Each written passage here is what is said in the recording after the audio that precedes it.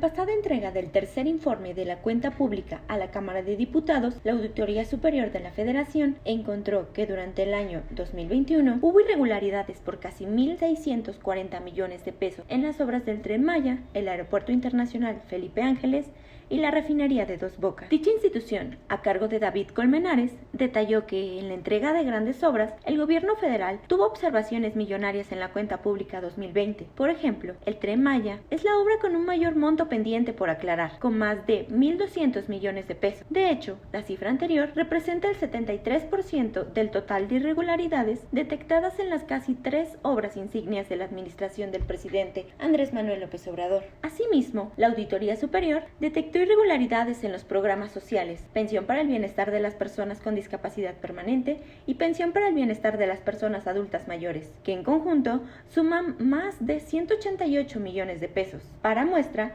dicho organismo detectó en este rubro pagos en exceso para gastos operativos, pagos duplicados, entrega de dinero a beneficiarios fallecidos y a familiares de beneficiarios que no habían fallecido. Hoy en Lo Marginal en el Centro analizamos esta problemática y cómo afecta al pueblo de México. Hoy, en Lo Marginal en el Centro, indagaremos en el Informe General Ejecutivo de la Auditoría Superior de la Federación, una herramienta que nos permite conocer de alguna manera el destino del erario. Si consideramos como válidas o como válido el trato que se le ha dado a este informe desde la prensa, creo que debemos reconocer que hay luces rojas, hay alarmas que saltan sobre la transparencia del gasto que se ha hecho durante este gobierno. Hoy, para analizar este tema, nos acompañan en Lo Marginal en el Centro Leonardo Núñez González. Él es politólogo, internacionalista y maestro en Administración Pública y Políticas Públicas por el CIDE. Es analista político en La Razón y especialista en gasto público y fiscalización, director de la Unidad de Investigación Aplicada de Mexicanos contra la Corrupción y la Impunidad. Hola, Leonardo, gracias por estar hoy en Lo Marginal en el Centro. ¿Qué tal, Aquiles? Muy buenas tardes, noches ya. Encantado de estar en este espacio y compartir con todos ustedes. Sí, bienvenido. Está con nosotros también Mariana Sendejas Jauregui, doctora en Derecho Constitucional por la Universidad Complutense de Madrid. Ella es consultora en la Iniciativa de Transparencia y Anticorrupción del Tecnológico de Monterrey y especialista en cultura de la legalidad y anticorrupción. Mariana, gracias por acudir a Lo Marginal en el Centro. Un gusto, muchas gracias, Aquiles. Feliz de además compartir con Leonardo esta mesa y con todo el auditorio. Encantada, muchas gracias.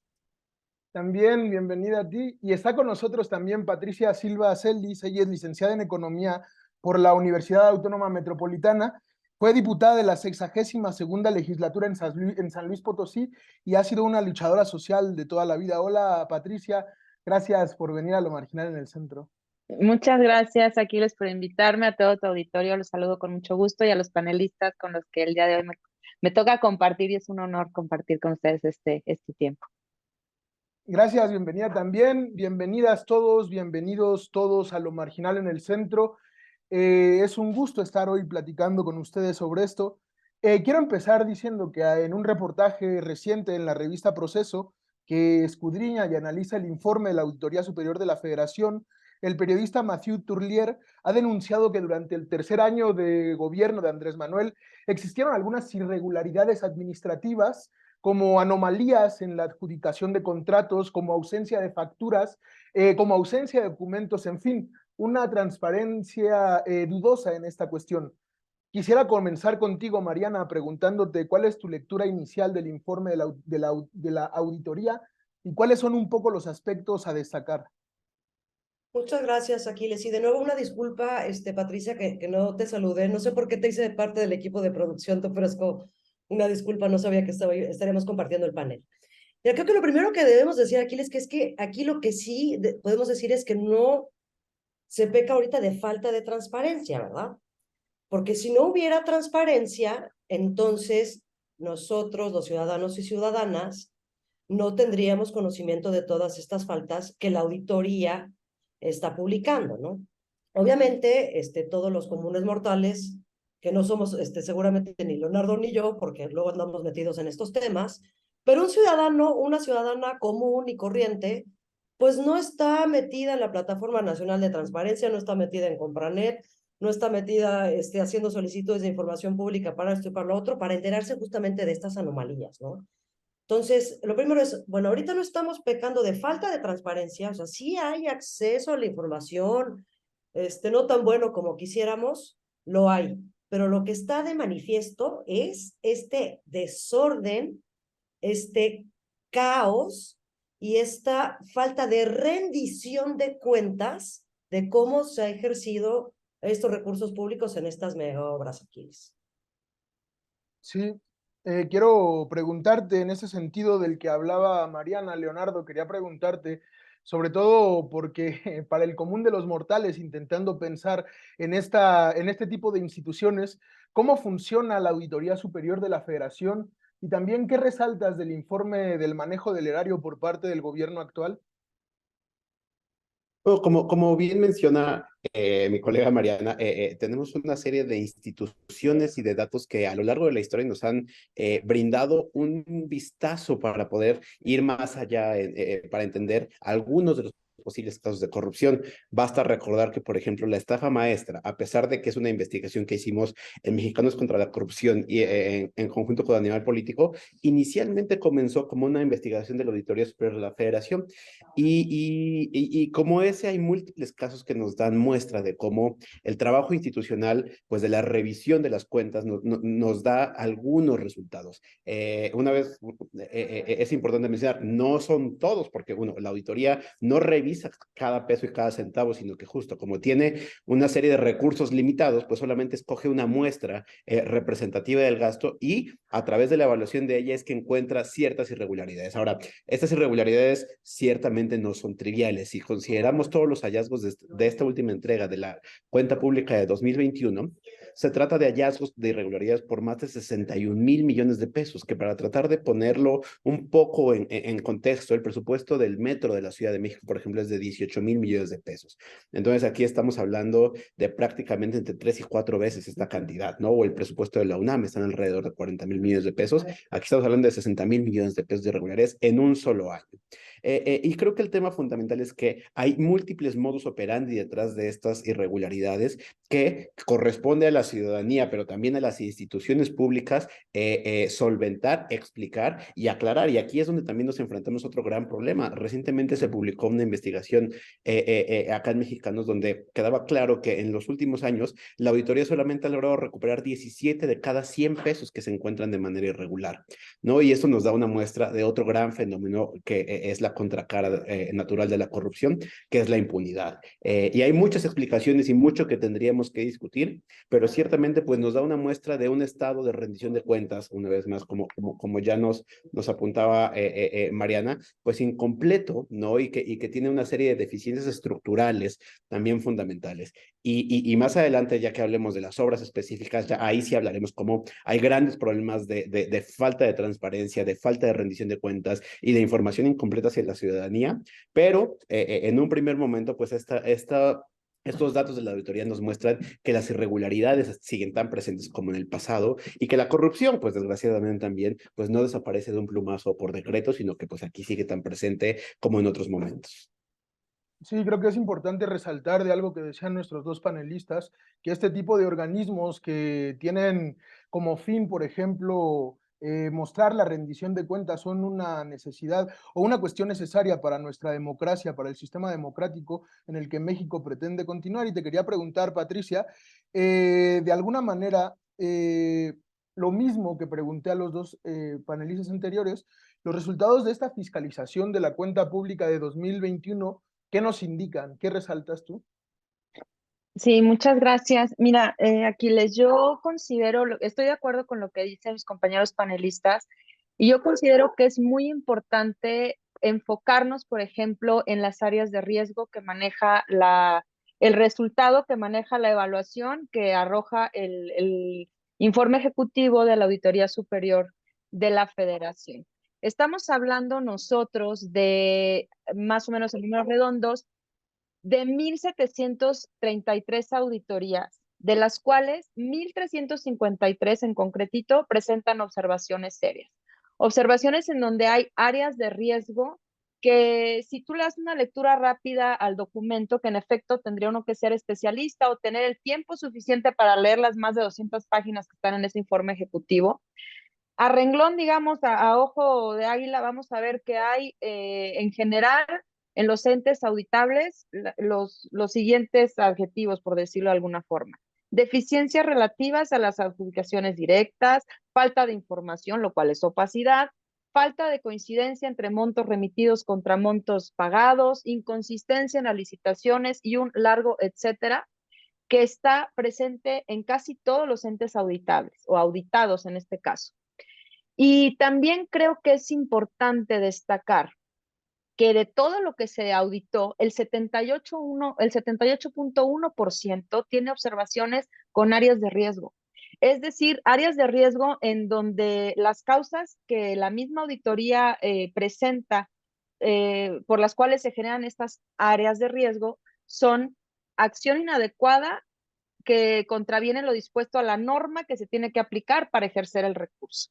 Omisiones, es decir, la inacción del servidor público que implica la no observancia de sus responsabilidades. Eso obviamente es corrupción, eso es falta pues de ética también laboral. Se cumple con la normativa, pero no se ejecuta o no se implementa el programa o la política pública fue deficiente. Es decir, no están bien establecidas las reglas de operación, no están bien establecidas las normas bajo las cuales se tiene que regir cualquier ejecución del gasto, porque además estamos hablando de nuestros impuestos. La gran mayoría de los recursos que está utilizando el gobierno federal, como cualquier otro gobierno, pero el gobierno federal, que estamos hablando, digamos, en el ámbito macroeconómico y en el ámbito nacional, la gran mayoría proviene de nuestros impuestos. Es más, los rubros se dividen en dos partes, los ingresos petroleros por la vía del petróleo y los no petroleros. Y la mayor parte, el 19% son petroleros y el resto son los ingresos que nosotros generamos con nuestros impuestos y son los que están ahí, los que no están correctamente aplicados y donde no se cumple con la normativa que se tendría que cumplir por parte del gobierno federal. Ahora, la causa raíz, que también no estoy diciendo cosas que yo esté inventando, ni siquiera los términos que estoy utilizando, sino la causa raíz que establece la Auditoría Federal, Auditoría Superior de la Federación, sobre los problemas de la administración federal en cuanto a los riesgos que implica el manejo de nuestros recursos en manos ahora del gobierno morenista, el gobierno de la 4T. Yo, pues como sí soy política, un poco, pues me gusta la grilla, voy a hablar un poquito en este sentido, pero no por grillar, sino porque es la verdad, o sea, estamos en una situación difícil con respecto a esto. Fíjense bien. El gran eslogan del gobierno federal ha sido no a la corrupción, etcétera, etcétera. Ese es el eslogan. O sea, a lo que sigue dedicar el gobierno era combatir la corrupción en vez de combatir otros males como la pobreza, que es realmente lo que lacera a este país. Pues resulta que en este informe, en el contexto institucional, que son los criterios que emite la Auditoría Superior para poder calificar el manejo del recurso público, resulta que no funcionan los mecanismos, que no funcionan los mecanismos del control interno, que el marco jurídico que se establece para la aplicación de normas y recurso público tampoco funciona, que la institución en su conjunto no está completamente blindada en contra de los temas anticorrupción y tampoco son transparentes. Y por otra parte, el tema de las decisiones individuales que toman los personajes que están a cargo de manejar el recurso, pues también dice la auditoría que se pone como área de causa raíz de las áreas de riesgo, que el funcionario público pone en duda, o sea, se pone en duda su ética e integridad laboral, así palabras de la auditoría, y que no hay un panorama alentador porque las fallas generalmente recaen ahí. Es decir, existe un manejo discrecional de los recursos, un manejo de opacidad, o un manejo opaco de los recursos, y resulta que el 10.1% de las fallas recaen en ese criterio, en el criterio de que los funcionarios pues no están haciendo su trabajo en cuanto a las decisiones individuales que toman. Y en cuanto al contexto institucional, pues el 43.5% de nuestros recursos está mal trabajado, está mal manejado. por las instituciones. Y pues esto es un círculo vicioso, porque al final de cuentas, quienes tienen que manejar el recurso lo manejan mal, no hay reglas de operación, hay uso discrecional del recurso, y bueno, pues los controles administrativos que existen no son los adecuados para poder pues hacer buen uso del recurso público. Y aquí quiero decir algo, o a lo mejor me toca decirlo más adelantito, pero quiero dejar sentado algo de lo que decían mis compañeros, lo que se viene arrastrando con respecto de esta administración con respecto a lo pasado. Lo dejo ahí para que podamos seguir comentando de otros temas, pero sí quiero dejar esto como un punto a tratar más adelante. Sí, creo que podemos pasar al segundo bloque, que creo que era muy importante, sobre todo porque involucra a una de las grandes políticas de la Cuarta Transformación, que son los llamados megaproyectos. En el reportaje de la revista Proceso, así como en otras fuentes, se ha resaltado que hay irregularidades, que destacan irregularidades financieras en estas obras emblemáticas de la Cuarta Transformación, es decir, el Tren Maya, la refinería de Dos Bocas, el aeropuerto de Santa Lucía, etcétera. Quería preguntarte, Mariana, ¿hay opacidad en el ejercicio del gasto en estos denominados megaproyectos? Mira, Aquiles, ahora sí que con la información que aquí su servidora ha podido conocer, porque yo personalmente no he ejercido ninguna solicitud de acceso a la información pública en estos sentidos, pero aquí nuestros colegas de Mexicanos contra la Corrupción y la Impunidad sí lo han hecho y tienen casos muy bien documentados. O sea, sí podemos decir que así, además de oír y de ver lo que hacen ellos, sí la hay. Sí la hay, y que además ellos han podido documentar también este cúmulo de malas decisiones a las que se refirió Patricia, de, ay, no, es que fíjense que no era el material, ay, no, fíjense que estos no eran los tornillos, ay, fíjense que, no, el cambio de ruta del Tren Maya, o sea, ninguna de estas mega obras que iban a ser la salvación para el desarrollo de los mexicanos, ¿no? Y que ya estamos llegando al final del sexenio y que ninguna de ellas funciona, ninguna, o sea, todas están envueltas en temas de malos manejos financieros, de pésima planeación, de sobrecostos por todos los lados, precisamente porque ponen a hacer las cosas a personas que no las saben hacer, ¿no? O sea, ahora sí que como dicen, zapatero a tus zapatos, ¿no? Y ustedes también recordarán, pues el decretazo, creo que fue en noviembre de 2021, no sé si la memoria no me falla, cuando dijo el presidente que todas las obras emblemáticas de su gobierno y que los iban a salvar la vida a todos los mexicanos y mexicanas, iban o se declaraban por obra y voluntad de nuestro presidente de interés, que es de seguridad nacional y de interés público, no sea lo que eso signifique, ¿no? Porque además son, como decimos los abogados, como dicen también, pues términos jurídicos indeterminados, ¿no? Que ahora sí que se entienda en el contexto que se pueda entender, ¿no? Pero eso también la gravedad que implicaba, además del tema del acceso a la información, porque seguridad nacional e interés público son precisamente causales por las cuales se te puede reservar información, pues también lo quería para saltarse todos los trámites que conllevan esas mega obras, ¿no? Y que son trámites que tienen una razón de ser. O sea, una manifestación de impacto ambiental, pues no es nada más para ir a pagar a la Semarnat y para que venga aquí el ingeniero y el biólogo y entonces nos diga, no, es precisamente porque se tiene que tratar de preservar un bien mayor, ¿no? O un bien equivalente, o tratar de minimizar el daño.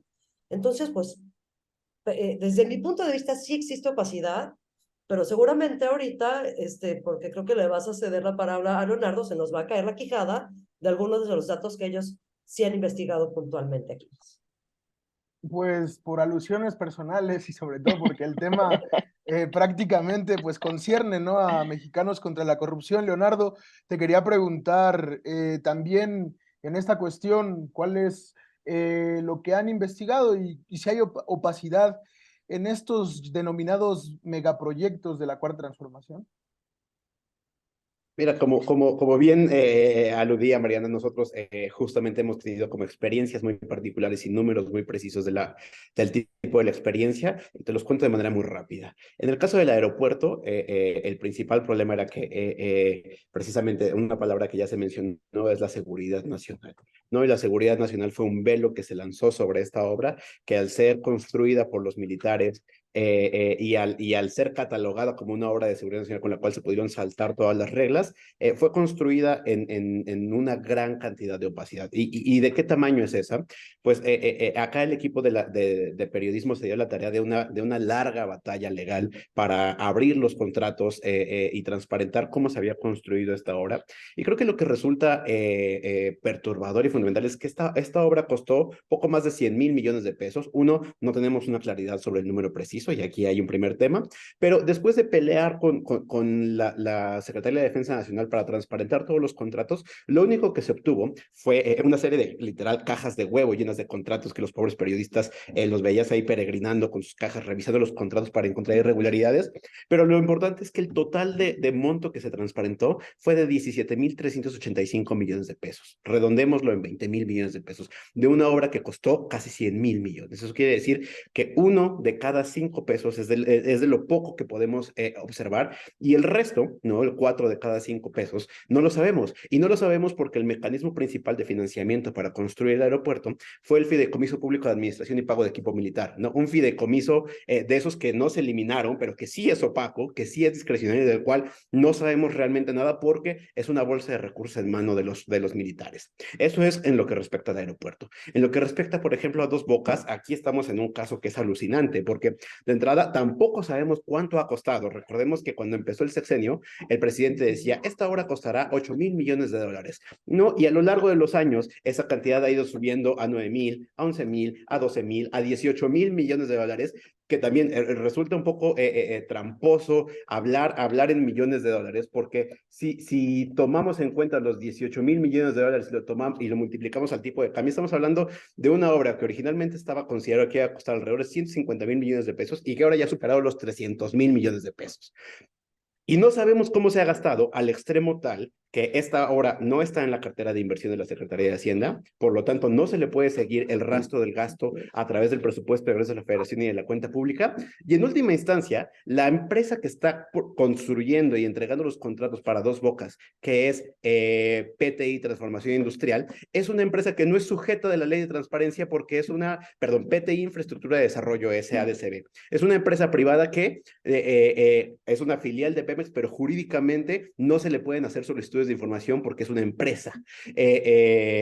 Y entonces, cuando hemos pedido los contratos, se nos han negado porque no es un sujeto obligado, y cuando se han logrado transparentar todos los contratos de Dos Bocas, aparecen testados, que esta es una palabra que se utiliza mucho en periodismo, ¿no? Que te entregan los contratos, pero te los entregan con grandes recuadros negros sobre los nombres de las personas, sobre los montos y sobre las características específicas del contrato en sí mismo, ¿no? Entonces, ahí estamos todavía en un mundo todavía mucho peor, porque solamente sabemos lo que nos presentan. Y en el caso del Tren Maya estamos exactamente en las mismas circunstancias, ¿no? Los diferentes tramos en los que se ha seccionado impiden el análisis de la información unificada, y además los tramos que están a cargo de la Secretaría de la Defensa Nacional mantienen exactamente esta misma secrecía y esta misma opacidad sobre cómo se están utilizando realmente los recursos. Y para no alargarme más, pues estos 3 casos, ¿no? Dan una muestra muy clara de cómo las obras más importantes, más emblemáticas y que representan además un uso monumental de los recursos públicos,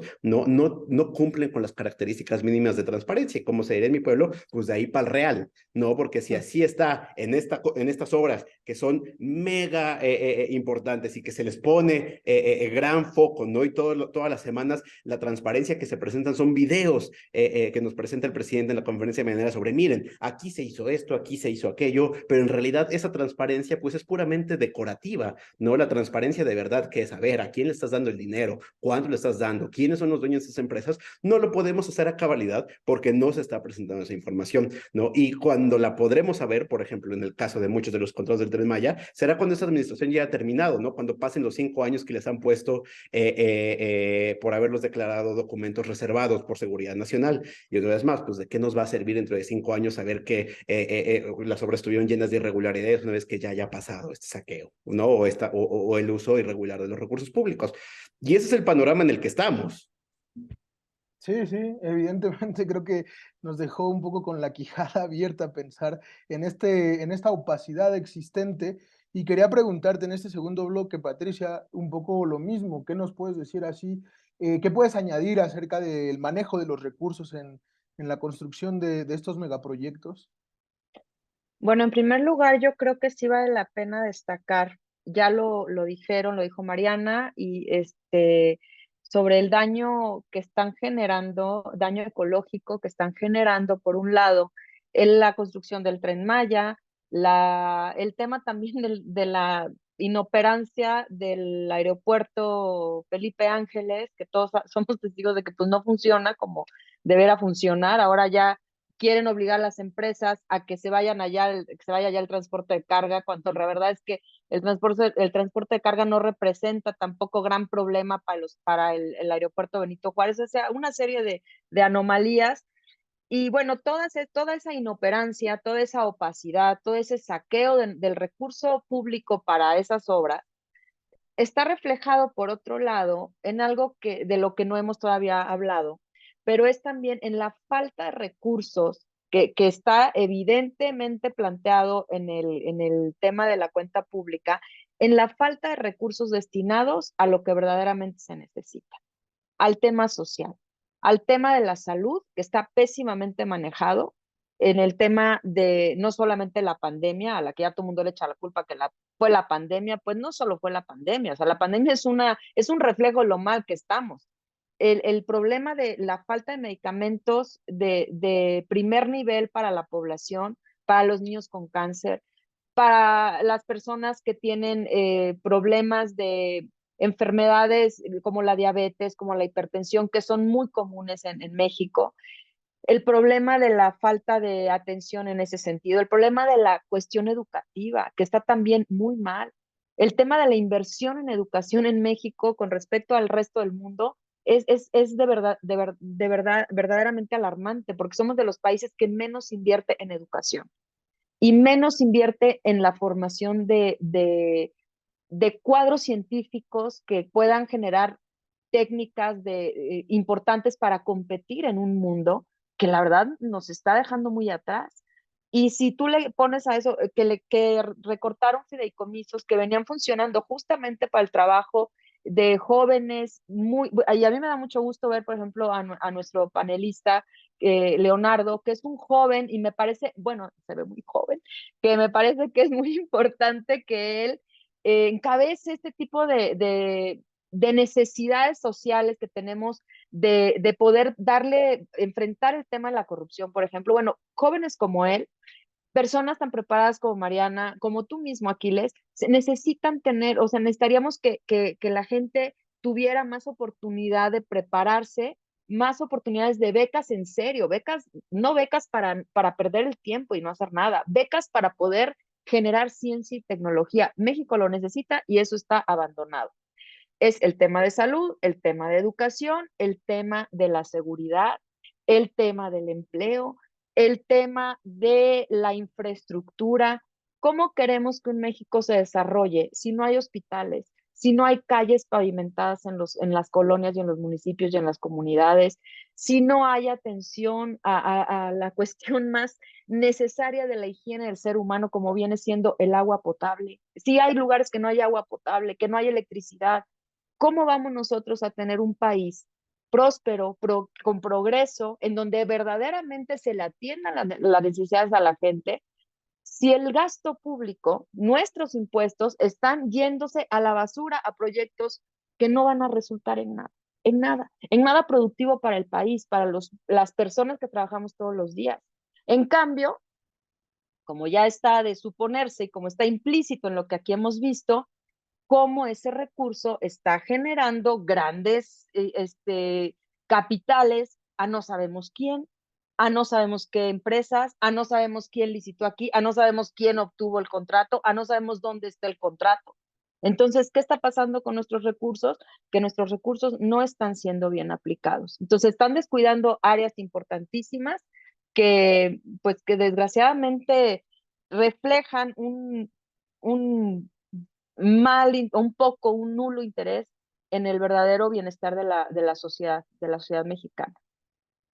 Sí, para este último bloque que vamos a comentar, antes quisiera resaltar una cuestión que se ha dicho, que se ha mencionado por parte de los panelistas anteriormente, que es precisamente la continuidad de este tipo de opacidad dentro de esta praxis histórica, dentro de la construcción, digamos, de la obra pública, que es la adjudicación directa sin ningún tipo de escrutinio que continúa durante este gobierno y me parece que es algo a resaltar, sobre todo porque en esta última parte quería preguntar sobre la revisión y el escrutinio del gasto público y la auditoría de la cuenta pública. Creo que nos ubica en un escenario sumamente tenso para evaluar la política de nuestro gobierno, porque una de las banderas que de hecho creo que más popularidad le añade al obradorismo es la lucha contra la corrupción, pero esta auditoría creo que nos dice otras cosas. Mariana,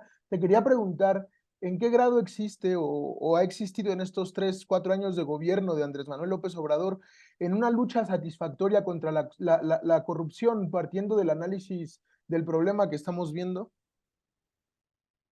Muchas gracias, Aquiles. Fíjate que esta gran bandera, ¿no? Que las escaleras se barren de arriba para De arriba para abajo. abajo y la banderita blanca y es que lo dice y lo sigue diciendo y todas las mañanas y aún así con todos los temas que han salido escandalosos y a cada momento y a cada rato y la Casa Gris y Felipa y los pacos de dinero y nada de eso importa porque todo eso son ataques de las personas conservadoras que yo no entiendo él cómo ve o a qué se refiere con el conservadurismo, ¿verdad? Pero no, las, la corrupción aquí se ataca con instituciones, promoviendo la cultura justamente de la legalidad, ¿no? Dando apoyo a esa institucionalidad que debería existir en este combate, para lo que fue creado precisamente en el 2015 el Sistema Nacional Anticorrupción, del cual forman parte diversas instituciones públicas, pero también de manera muy importante un comité de participación ciudadana sin el cual yo creo que pues no pasaría absolutamente nada, ¿no? Porque no le interesa la función pública, no le interesa el Consejo de la Judicatura Federal, yo creo que sí le interesa un poco al INAI, pero las instituciones públicas son casi traídas de las orejas a la mesa para que se sienten a sesionar como Comité Coordinador del Sistema Nacional Anticorrupción. ¿Y qué es lo que ha dicho el presidente sobre el Sistema Nacional Anticorrupción? Que no sirve, que nada más se generó para hacer gastar más dinero, etcétera, etcétera, cuando lo que se invierte, por ejemplo, en el presupuesto que ejerce la Secretaría Ejecutiva del Sistema Nacional de Corrupción, es, yo creo que, pues, una aguja en el pajar de lo que se invierte en las grandes obras del presidente, ¿no? Entonces, él no tiene ningún interés de atacar la corrupción precisamente con este mecanismo institucional. No solamente no tiene interés, sino su interés es desaparecerlo, ¿no? O sea, esto sí es una cosa que me imagino, por supuesto, porque no sé qué haya sucedido de cierto, pero me imagino el presidente diciéndoles a sus senadores de su partido, ay, ustedes pateen el bote ahí para lo de el nombramiento de los comisionados del INAI, pues ya luego ahí vemos qué hacemos, ¿no? Si sabemos bien que lo quiere desaparecer y el riesgo que eso conllevaría de que el INAI o sus funciones fueran absorbidas por la Secretaría de la Función Pública, ¿no? Si de por sí así es un lío, ¿no? Que nos den la información y ya nos platicaba aquí Leonardo, ¿no? Que te dan la información, pero que te entregan un documento, pues prácticamente que todo es negro, dices, no, pues qué padre, ¿no? Y si no existiera el INAI, pues menos acceso a la información tendríamos. U otra muestra de que no le interesa tampoco combatir la corrupción mediante las instituciones es justamente decir, no, pues la Secretaría Ejecutiva, no, tampoco sirve para nada, y es mucho gasto, y no hacen nada, y entonces eso también, mandarlo a la Secretaría de la Función Pública, y entonces ahora sí, vamos a acabar con la corrupción. Entonces, pues, eso no es combatir corrupción. ¿No? Eso no es realmente apoyar a un sistema en el que tratamos de ponernos de acuerdo mexicanos y mexicanas en donde pudieran estar sentadas pues el legislativo, el ejecutivo, el judicial, los órganos autónomos y los ciudadanos para realmente tratar de hacer algo, ¿no? Entonces, pues yo creo que no la estamos combatiendo, bueno, no la estamos combatiendo desde el Poder Ejecutivo, ¿verdad? Leonardo, Patricia, y tú, yo creo que nosotros sí. Bueno, muchas gracias, Mariana. Creo que hay algo muy importante a retomar de esta última intervención tuya, que es precisamente esta tirantez existente entre el presidente, el ejecutivo y los organismos autónomos descentralizados, que parece que no gustan mucho porque hay una cierta incapacidad para controlarlos de alguna manera. Creo que es importante resaltar eso. Te quería preguntar, Leonardo, a ti, de alguna manera, sobre todo por lo que nos has dicho anteriormente, esta disección de la falta de transparencia más que corrupción dentro de los megaproyectos. ¿Tú encuentras eficaz esta lucha contra la corrupción y qué medidas se podían incrementar para luchar efectivamente contra la corrupción en este país? Bueno, primero, muchas gracias a las palabras de Patricia y Mariana. Justamente creo que ya se han mencionado puntos fundamentales que es justo la lucha anticorrupción necesita ser pensada de manera integral, ¿no? Y necesitamos una multiplicidad de engranes que funcionen de manera simultánea y que cuando se cambian por una visión reduccionista, ¿no? Que justamente es esta idea que ya se mencionaba, ¿no? De por el poder moral que emana de una persona cambiará mágicamente el funcionamiento de una administración pública que tiene años operando, pues claramente eso es muy cercano al pensamiento mágico, ¿no? Y hay muchos elementos que nos muestran cómo pues se necesitan modificar muchas situaciones estructurales, porque, por ejemplo, un tema del que se ha hablado aquí, las asignaciones de los contratos, ¿no? Dentro de Mexicanos contra la Corrupción hay un proyecto que se llama Nuestro Dinero, donde vamos haciendo un seguimiento de cómo se van haciendo las contrataciones públicas. Y un dato que ya no es nota, pero es contexto importante, es que, por ejemplo, en 2022, el 81% de los contratos se entregaron por vía de la adjudicación directa. Y si echamos para atrás esa cifra, resulta que en 2021 fue el 82%, en 2020 fue el 81%, en 2019 fue el 81%, y el promedio de los últimos 2 sexenios se mantiene alrededor del 80%. ¿Qué es lo que nos quiere decir esto? ¿No? Que quiere decir que la adjudicación directa es un método del que se abusa, no como una marca del gobierno de Andrés Manuel López Obrador, sino como una marca de la administración pública, que en ese sentido son iguales a los anteriores, porque no se ha hecho nada para modificar esta inercia y esta serie de dependencies, como se llama en la literatura académica, ¿no? Que es esta continuidad a seguir transitando por un camino que ya se transitó una vez, porque es el más sencillo. Y eso es pues, la discrecionalidad en el uso de los recursos públicos. Y lo mismo nos sucede en el uso del presupuesto, ¿no? Cuando volteamos a ver cómo podemos tener que de un plumazo se desaparecen fideicomisos, ¿no? Que de un plumazo se le aplica la austeridad republicana a algunas instituciones, porque la austeridad republicana no existe en el gobierno en su conjunto. Este es el presupuesto más grande de toda la historia de México, ¿no? Representa el incremento de un año a otro más grande de los últimos 15 años, ¿no? Estamos gastando como nunca antes en la historia, pero solamente en las cosas que le importan al presidente. No solamente para sus proyectos, solamente para sus políticas, solamente para lo que a él le interesa, y el resto de políticas no reciben esos recursos y al contrario, tienen reducciones, y lo vemos en los temas medioambientales, en los temas de género, en los temas de seguridad civil, no, porque si se trata de militares, ahí sí hay una abundancia presupuestal. En fin, creo que el tema de fondo justamente es que nunca se tomó este combate a la corrupción de una manera institucional y de una manera además compartida, porque pues si volteamos a ver, y si algo debemos haber aprendido del sexenio de Enrique Peña Nieto es que el gobierno no se vigila a sí mismo en automático, ¿no? Que necesita que la ciudadanía y que necesita que haya pesos y contrapesos que te ayuden a que esa lucha contra la corrupción pues venga desde diferentes frentes, ¿no? Porque precisamente pues los escándalos, el servidor público que los comete va a hacer todo lo posible para tratar de esconderlos, ¿no? Y de que no sean descubiertos. Y justamente tiene que haber una combinación de una buena estructura institucional junto con un andamiaje de transparencia y rendición de cuentas en el que ciudadanos, periodismo, sociedad civil, puedan participar precisamente para señalar estos problemas. Un argumento que repito constantemente porque me parece a mí descabellante es: seguimos entregando contratos a empresas fantasma. Cuando identificar una empresa fantasma, si una institución está entregando contratos a una empresa fantasma, es algo que nos toma 5 minutos, ¿no? Porque son bases de datos públicas, ¿no? Y entonces es un proceso que para nosotros es absurdamente sencillo y trivial, y a pesar de eso no se han movido las cosas al interior de la administración pública para que ya no suceda.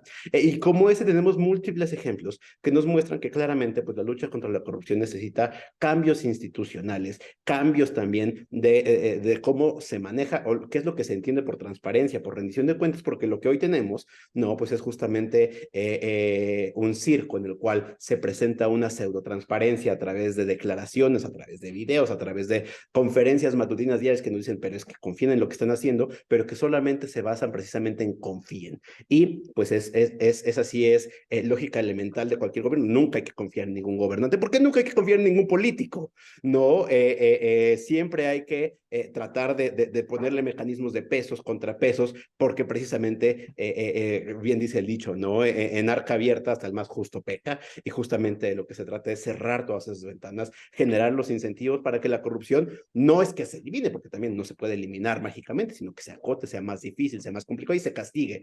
Y si no entramos por esa vía, pues jamás vamos a modificar todo esto, ¿no? Y solo una última cosa, el último elemento del que hablábamos del principio: impunidad.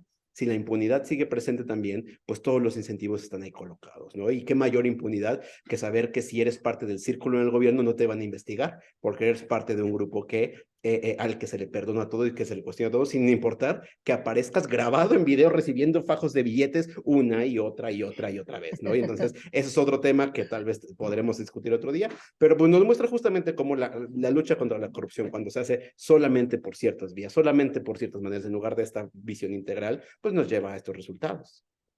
Sí, me parece que hay muchas cosas a resaltar en esta de este último bloque. Sobre todo creo que es importante pensar que hay una asignatura pendiente tanto en el periodismo de investigación como quizá en la historia de este país, que es esta historia subterránea de los contratistas ocultos de los gobiernos, que creo que hay cierta continuidad, este uso y este abuso del recurso de las empresas fantasmas para este tipo de trabajos. Me parece una cuestión sumamente importante, y también uno de los mecanismos más efectivos para vigilar al poder, que creo que es necesario que la ciudadanía, que el pueblo, que los mexicanos tengamos una vigilancia al poder, ¿no?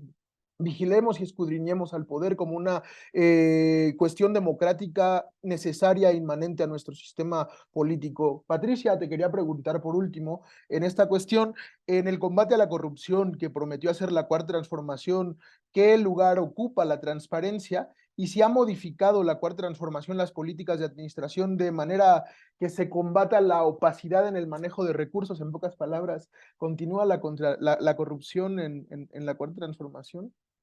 Pues mira, yo creo que los resultados, no solamente los que se ven en la cuenta pública que la propia Auditoría Superior de la Federación tuvo que redactar, sino los resultados en la vida de los mexicanos nos indican que la corrupción no es una asignatura aprobada, es una asignatura pendiente, que la transparencia como tal, pues sí, lo decía Mariana al principio, ¿no? Qué bueno que hay transparencia, pero esa transparencia, ¿en qué se está reflejando? En la vida real de los mexicanos, ¿en dónde se refleja? No solo se trata de dar la información y tenerla a la mano, se trata de esa información que cómo nos está impactando en la vida pública y en la vida personal de todos los mexicanos, cómo nos está impactando el hecho de que esa información haya sido arrojada de tal manera. Y quiero decir lo siguiente.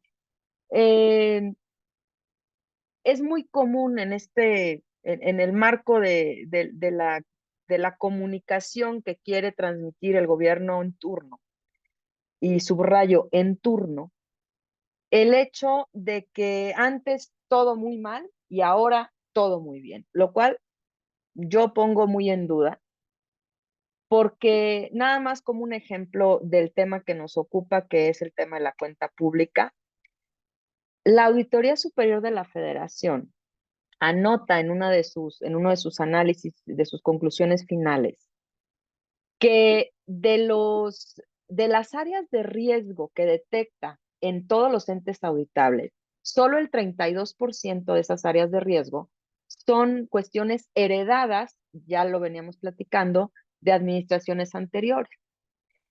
El resto, las 68% restantes, pues son áreas de riesgo que se están generando en este gobierno. Son áreas de riesgo que ocurren porque no hay un manejo legal de nuestros impuestos, de nuestros recursos, porque no hay reglas de operación que se respeten y hay mucha discrecionalidad en el manejo de los recursos. Por otra parte, hay un discurso que ya lo venían diciendo mis compañeros panelistas, hay un discurso todos los días, en el cual se pretende convencer al mexicano al ciudadano que quiera ver o que quiera enterarse de la nueva ocurrencia de la mañana, en donde se pretende estar convenciendo y convenciendo y convenciendo que las cosas van muy bien. Pero en la vida en concreto de los mexicanos, yo no veo eso.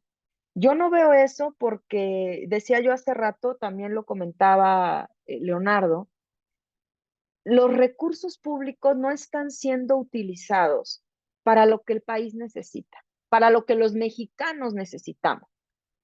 Y sobre todo los mexicanos que generan la riqueza social, que son la gran mayoría, y que tienen salarios muy pobres y que tienen condiciones de vida que cada vez se van haciendo más difíciles. El incremento a la pobreza, que lo sabemos que ha incrementado la pobreza y hay datos en el Coneval que nos indican que ahorita ya más del 50%, creo que el 54% de los mexicanos vive en la pobreza y de ellos hay un porcentaje muy alto que están en la pobreza extrema. Va en relación directa con el incremento en la corrupción. No puede ser de otra manera. En la medida en que un polo del problema crece, el otro polo también crece. Crece la corrupción y crece la pobreza. Y crece la pobreza porque los recursos que se tuviesen que implementar para poder generar mejores condiciones de vida para los mexicanos no se están yendo para allá. Se están yendo, como ya bien lo decían mis compañeros, a obras que realmente no van a tener ningún impacto importante en la vida futura y presente de los mexicanos. Y por otra parte, estamos viendo cómo, en efecto, bueno, ya la prensa es muy gráfica, o ha sido muy gráfica en ese sentido, cómo hay ciertos sectores muy apegados y muy seguidores del gobierno actual que se están llenando así literalmente los bolsillos con recurso de dudosa procedencia. Y por otra parte, tenemos los grandes problemas que se reflejan en la vida de muchos mexicanos. Ahí está el tema del metro en la Ciudad de México. ¿Por qué se cae el metro? ¿Por qué hay tantos accidentes? No es un tema de que los ciudadanos estén boicoteando el único transporte que les permite llegar con barato y rápido a sus centros de trabajo, porque para eso se utiliza el metro. Los mexicanos para eso lo utilizamos, para los de a pie, para transportarnos y llegar rápido a nuestros lugares de trabajo. No son los ciudadanos los que están boicoteando el metro, es la falta de infraestructura, es la falta de mantenimiento, es la falta de recursos que se le tienen que meter, por ejemplo, a ese tipo de infraestructura. En el tema, por ejemplo, decía yo, de la salud, en el tema de la seguridad de los civiles, de la seguridad ciudadana, en el tema de la seguridad social, o sea, de los trabajadores que tuviesen que tener una seguridad social, todo eso está olvidado. Entonces, mi punto de vista es que en la medida en que el combate a la corrupción siga siendo una falacia en este país y siga siendo un eslogan de publicidad y no se haga nada al respecto por parte del gobierno, no por parte de los ciudadanos como Leonardo, que están al pendiente del problema, sino por parte del gobierno, ese problema va a seguir ahí. Y yo creo que si el interés del gobierno, de quienes gobiernan, pues son personas, o sea, el gobierno no es un ente abstracto, el gobierno son personas que están ahí. Mientras los intereses de quienes estén a cargo de ejecutar los recursos públicos que generamos los mexicanos con nuestros impuestos no tengan verdadero interés en la sociedad, sino en sus intereses particulares y de clase política, este país no va a poder avanzar. Necesitamos cambiar, desde mi punto de vista, a la clase política en el poder.